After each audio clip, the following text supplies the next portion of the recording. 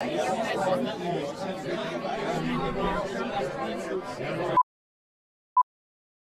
digital started off by promising to stop with the hierarchies and equalize access to information and also access to production of information. What you've seen instead happening in the real world is actually this kind of wisdom of the crowds and democratization of society hasn't happened and hasn't materialized. And what, particularly this last year, the effects of data on democracy with the Cambridge Analytica scandals or Russia's influence in the Trump elections have really cast, I think, a very negative and doomsday scenario image on the effect of digitalization on democracy. On the other hand, I think one has to respond to this fear and really see the digital as the solution to these problems. We're now at the beginning of how the digital is used, and particularly how social media are used in a democratic polity. And of course they are completely changing the paradigms, changing the way that the fourth estate is being used in a democratic society. So whilst before the media had certain laws and regulations, in the digital world it's the wild, wild west. So how we're going to deal with that in the future, that will be the biggest question for democracy in a digitalized world. We have to better understand how information spreads on social media.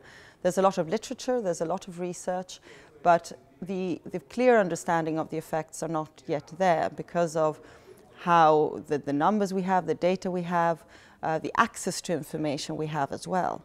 I think one of the biggest issues for the future will be who is actually defining the digital age. And this is, I think, the challenge today when the biggest players are big corporate non-European companies who actually are the people deciding what algorithm, what we read, what we have access to.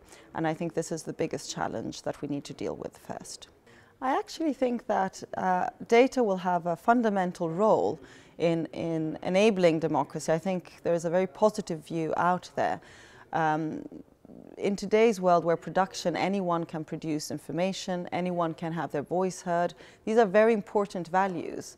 And let's not forget that the information flow has been controlled throughout history in certain people's hands. With this new world, this will change.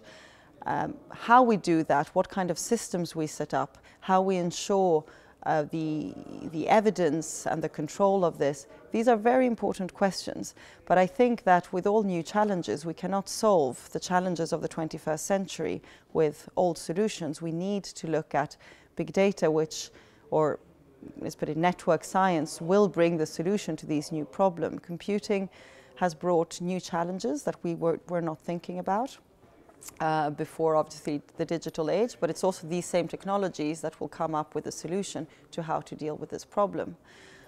One of the stories I always find very interesting when people get very scared about technologies is they had a big conference in London back in the beginning of the 20th century to deal with manure, because they had counted that with the rising middle classes, 20 years later, the whole of London would be submerged in horse manure because of the number of horses. After one day, they broke off the conference because they had no agreement and they found no solution.